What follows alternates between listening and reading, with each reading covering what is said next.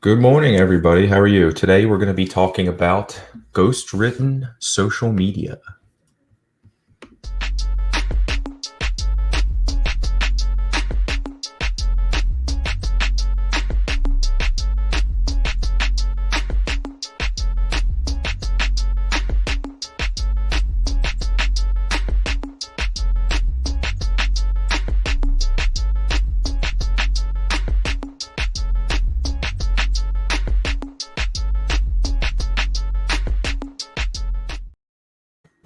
What is up? How's it going? As always, here at 9:30, and excited to talk about ghost-written social media. It was an interesting topic that you just threw out, Corey, and I was like, that sounds really cool that I want to discuss. Kind of goes along the lines of where we were ending yesterday, I think, in terms of delegating and handing things off. So I think there's some people that just have trouble getting it going. So I kind of wanted to see where was your mind at when you were throwing this topic out. Where did you want to go with this? This came directly from the group, our MCO advisors group, and it was purely based on some of our members just reiterating the fact that they have a hard time generating enough content to feel like they're making an impact, or even maybe overjudging some of the content they need to put out. And I asked the question rhetorically to the group, like, in all seriousness, would it be easier for you guys if you had ghost-written content? And frankly, I wanted to see what the response would be. And I'm glad that our coaching is proving valuable, because the answer, the answers that we received or that I got back were, it would have to be really well-written, ghost-written content coming from inside my firm. Otherwise, no, I don't want any canned ghost-written content. So it just got me thinking. I guess what the process would be interesting. I'm not sure if anybody's already doing this, so I'd be interested to hear if anybody has a relationship with somebody. Well, I guess I don't know if anybody wants to say that then, but either way, if you wanted to sound like you, I think the best comes from the authenticity that can carry through. But there have been some people who say, I have a lot of trouble, just like you said, gaining traction, getting my post out, being clear, and I think it would be a lot easier if somebody could have that. But you're right, have to be compliant. And obviously it'd have to be good. And most likely, my guess is the process would be choppy, because it would be better to be custom. And that would mean you have to have somebody writes things for you, and then you put them through compliance, because if they're already approved, then it means it's already canned. And I think that's where everything always is. There's a couple ways to handle it. The easiest way that I think ghost-written social media content can apply is if you have it done and disseminated through the brand account. So like we talked yesterday, if you have or one of these days we talked, they're all kind of blending together. But if you have a firm account, Keating Wealth Management, that you could have ghost-written content coming from that account, I think a lot easier than you could coming from the personal side. The personal side, it's going to stand out like a sore thumb and look canned unless it's really well done. Whereas on the brand side, I think you can get away with it.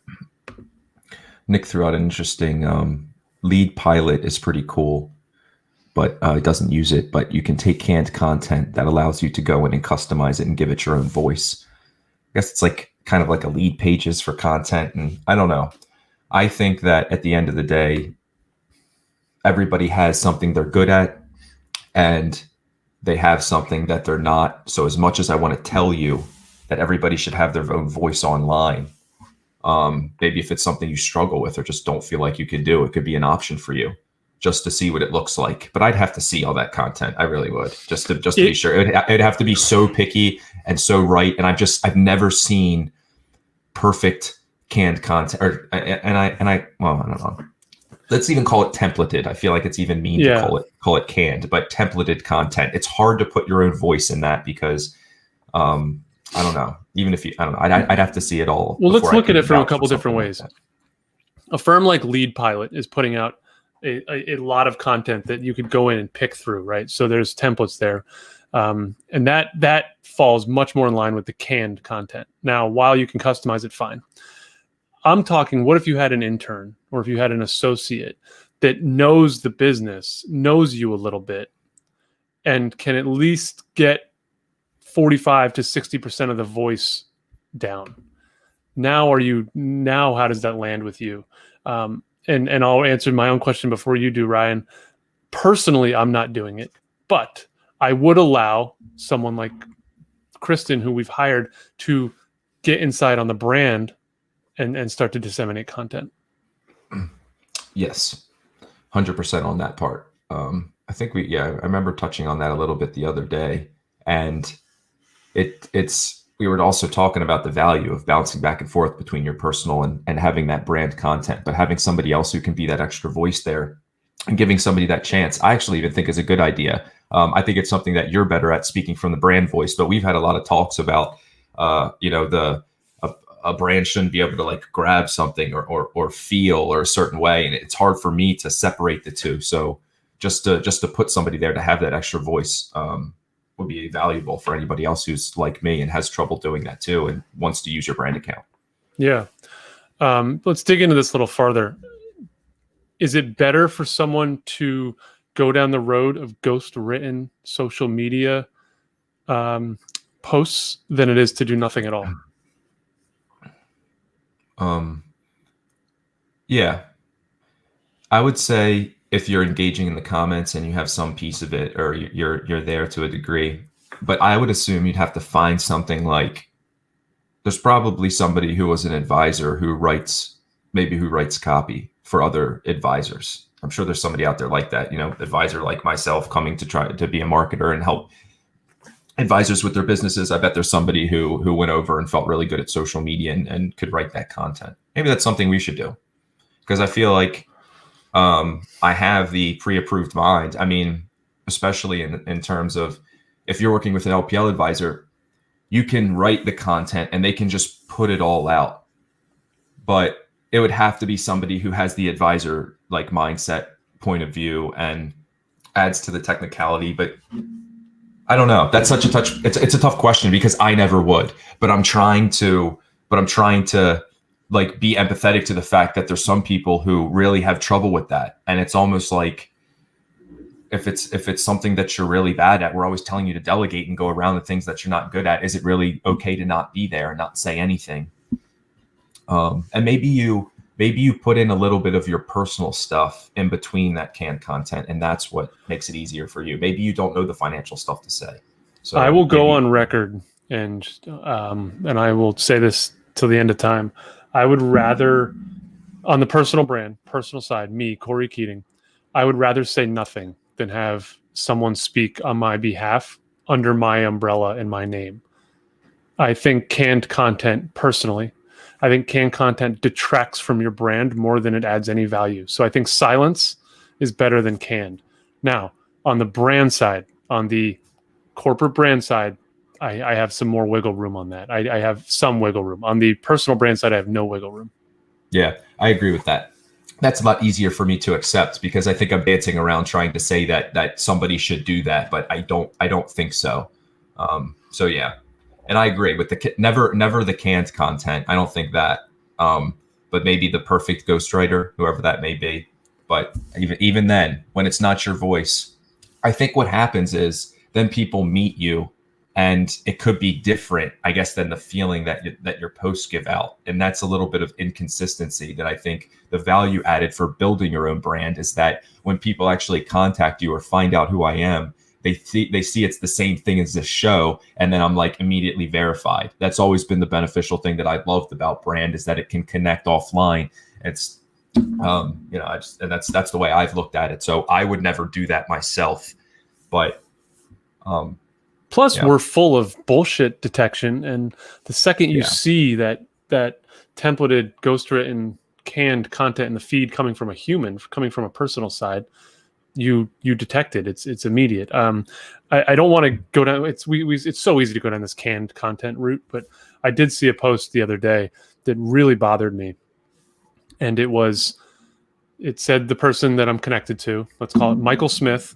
And I kid you not, I took a screenshot and I want to share it. I need to pull the names out of it. It said Michael Smith and 4 others shared, and it had a ellipsis and the post. So this person and 4 others shared the exact same thing from the firm, and LinkedIn aggregated it for me. Instead of showing me all 5 of them, it just showed me the one post and said my connections all posted the same exact thing. So the algorithm's actually catching on to this canned advertising approach that these firms are putting out. Interesting. Yeah, I'll have to share with you. It blew my mind. I want to see that. Yeah, that's crazy. I think about this though. Like Nick says, doing nothing is better than posting ghost-written content, and Yeah, I he's agree right. with you. But what if Nick was doing your content? Then other people may disagree because he's had a proven success of bringing in new relationships. And what if he could guide you to actually do that successfully, or write it for you? Then that would be interesting. The problem is what you led us down the road of when you start to have engagement with people and they say, "Oh, I saw," or "I liked how you illustrated X." You didn't illustrate X, and you may have missed it because you just have Nick writing all this stuff for you. That's true. What if you're so bad? No, I'm just kidding. There's no way around it. This is a shortcut that we're trying to find here. Yeah, I agree. I think there's some things you can delegate, and I don't know. And the reason I was thinking about this is it okay to have, no presence? And where I would always say is that it's always better to say nothing than I think to share like articles. I think we always say that pre-approved articles. You always see the same, whether it's going back to a website or it's going back to something. I think that's something that's not even worth putting out there. I don't think it does anything for you. In fact, I think we can agree it hurts. Yeah. So, okay. Let's take a look at this one from Zach. Hang on before you click. Yeah. This is interesting. Zach, you've mentioned this in the past a little bit about having success with some of these email campaigns. I'm interested in this. I don't know why that would work. I'm wondering if this is just a numbers game and that you can just obviously communicate with more people via email than you can on social media. I don't know. Maybe it's the age and the group and the people he's looking for that, I don't know how. Zach, I'm interested too, is how hot is your list? Like, do you know these people? Are these people you've met? Do you buy lists and add it together? Or is this like, you're used to do presentations or something like that, and you've just gathered a bunch of names? Because then that can be different. So I'd be interested to hear. For sure. But that's the second time I've heard Zach say it's performed well, and I know before he said it actually is working. So that those are the things I want to say is if anybody's ever tried it and it's working, I'm always open to hearing what actually works and bringing in clients. I think that's at the end of the day, we want to help people. Obviously grow relationships. We say grow your business, but what everybody really wants is those extra relationships. So you want to be able to help people and actually do your job and make more money and help them. And that's where it's at. Yep. Go ahead. Zach jumped back in. Clients and prospects thus far have responded very politely to our content. 32% open rate, well-vetted list built over many years. So a bit warm overall. And that's where I think it can obviously help is if everybody knows you, sometimes maybe they don't care as much if it's, I'd still say it's still not to do. Well, this is marketing. 32% is a really good open rate, by the way. I think that's, well, yeah, but he's marketing to his current clients. I mean, this is one of the pieces of advice but this is warm, right? This is why people should be doing this. So right. Zach, this is a really good example of why people should be doing this. And why I wanted to dig in, because I think it's reasonable that obviously the warmer it is, the easier that does to make those contact points. And at the end of the day, if people know who you already are, then they see something about it, then they call you. They already know what they're going to get, so you don't have that necessarily, I guess, connection issue. But I don't know why email too, and that's what I'm saying. Maybe it's well written, maybe it's something new that not many advisors are using, and in 2 years. Zach won't like it anymore because everybody's doing it, and it just floods and it becomes more canned or something. Can I just for a second on the email thing? Why I'm so bullish on it is 32% open rate's ridiculous. That's awesome, Zach. Keep going with that. Even if no one opens it, they still see it show up in the inbox. That's still branding. You're still getting in front of them. It's the same thing with the newsletter guy, Ryan, that you guys used to market to, that put a stack on his dining room table. He may not have read them, but he still got them. And Gap emails me every day, and I don't open any of them, but I still see the word GAP in my inbox every day. That's branding. It's consistent. This stuff shop is there. Sure. It's just the idea of top of mind advertising, we're forgetting. Like, it's like Mhm. we measure these metrics like, well, I had a 32% open rate and a 16% click-through rate and then a 2% conversion rate. So everything's grand. Like, the hell with the rates. Let's just say you got your name in front of somebody consistently. Yeah. Yeah. And I don't know. And if it works, it works. So I'm interested to talk to Zach a little bit more about that and how it's been going. One of the things we said is when he first told us is like, let's let it play out a little bit. You'll have some real data like that 32% open rate.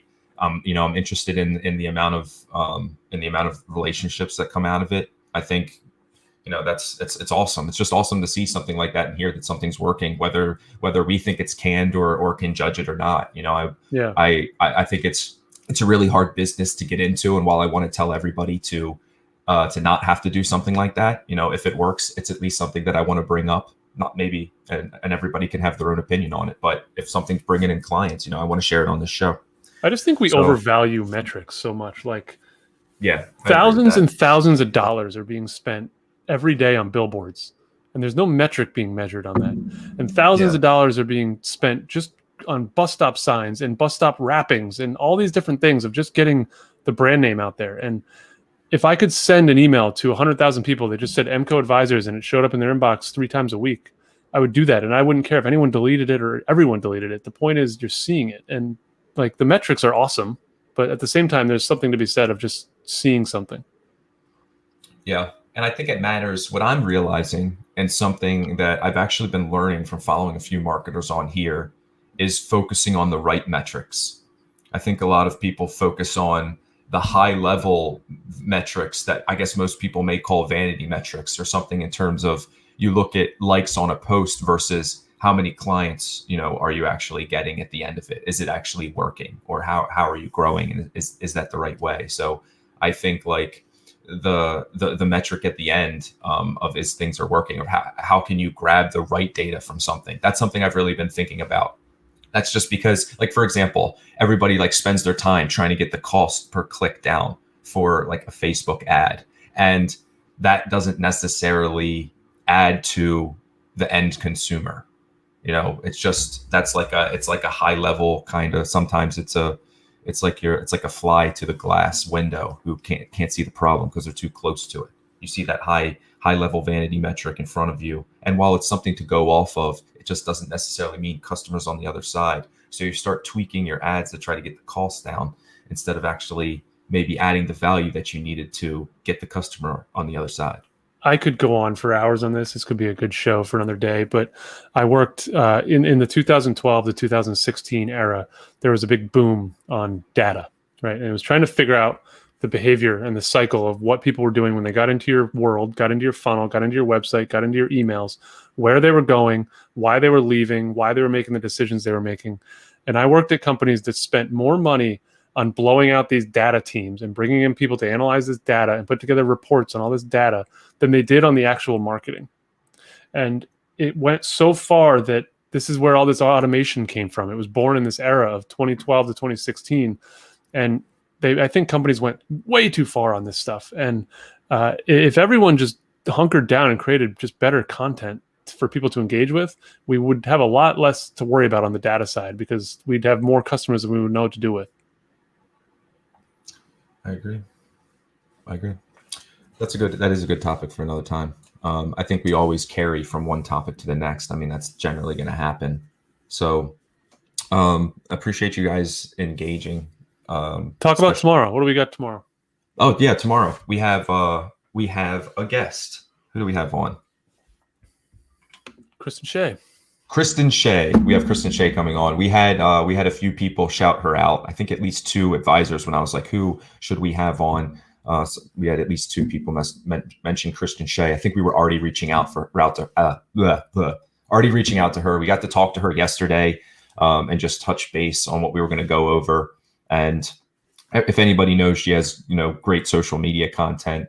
We'll obviously tag her so you can jump over and check that out and see her cool videos and her message. I think she's a great storyteller, and she'll have a lot of great things to say for advisors and things that you guys can actually act on. So we're going to try to make it as substance filled as possible.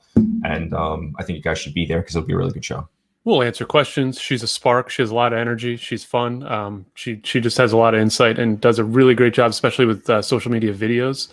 I can't wait to dig in on that, and it'll be a good show. So definitely everybody watching today and then tomorrow, join, ask your questions, get them in for Kristen tomorrow, and we'll have fun with it. Yep. We will see you there. Cheers. All right. Wait.